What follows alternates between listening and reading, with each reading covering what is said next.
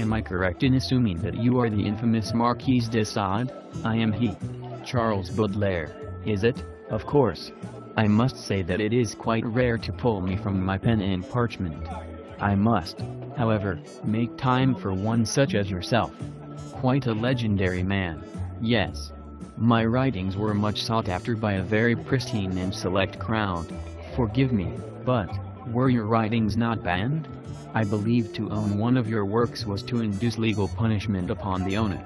Damned fools were only attempting to blot out true and sound philosophy. If a man's work were not related to religion, or any sort of widely accepted ideal of love, peace, and all around mechanical drivel, then of course you were to be hindered by the system. Damn the man who think for himself.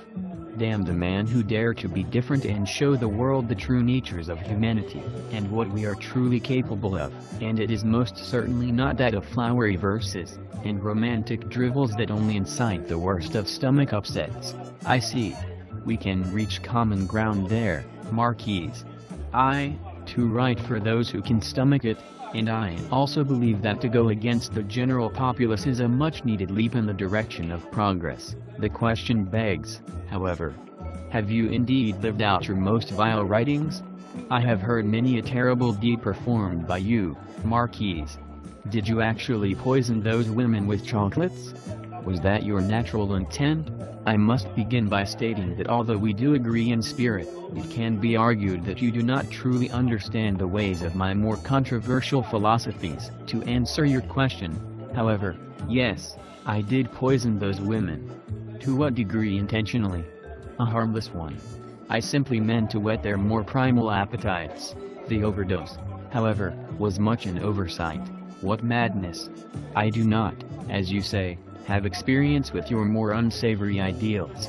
My own writings were heavily saturated with much depression and inner tormentings, and while I did have a mind similar to yours, my pen betrayed my actions.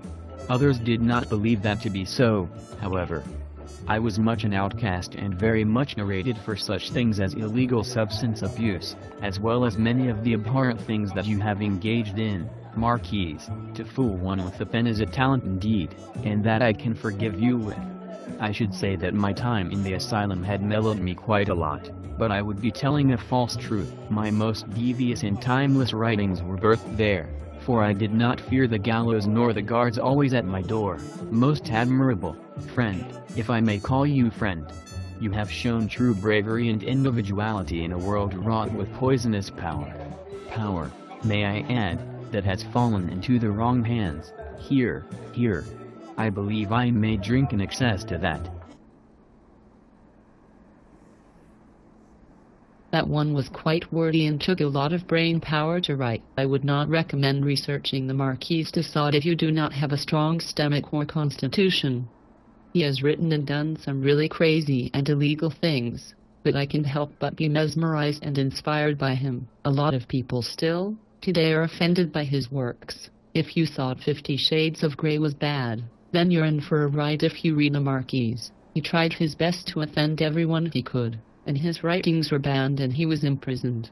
What I admire most about him, though, is his individuality and his will to keep writing what he pleased regardless of the societal norms. He did not fear persecution or consequences relating to illegal activity, but he did fear old age. Charles Baudelaire is in the same category as the Marquis de Sade, but he was different because he did not actually live the lifestyle he wrote about. He was so convincing, however, that people viewed him as purely as they did de Sade. Just a few tidbits. Tread carefully with these two authors. They are quite explicit and offensive to read, but the philosophy hidden within and between the lines is genius. Also, if you have watched this with subtitles, you'll notice I spelled Marquis instead of M-A or Q-U-I-S to pronounce it correctly.